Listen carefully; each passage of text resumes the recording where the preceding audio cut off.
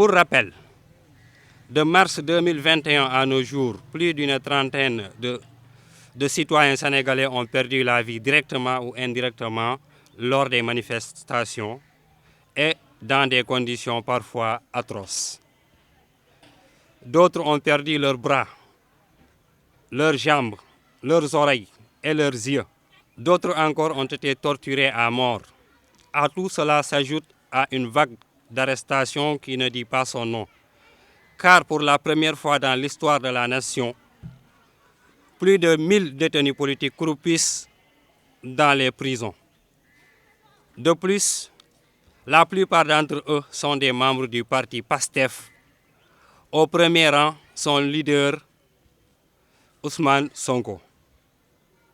Ce dernier, malgré sa grève de la faim depuis plus de 2 semaines avec plusieurs autres détenus politiques, dont des membres du FRAPP, à l'image de Animal Jim, sont toujours entre les mains de la détention.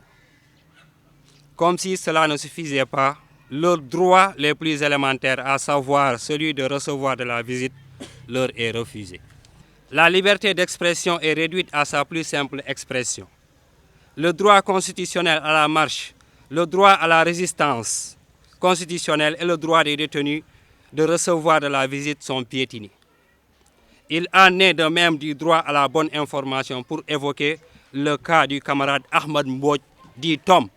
En effet, depuis son arrestation le 7 août 2023 par la brigade de recherche de la gendarmerie de Néma, certains journaux ont voulu le faire passer pour ce qu'il n'est pas.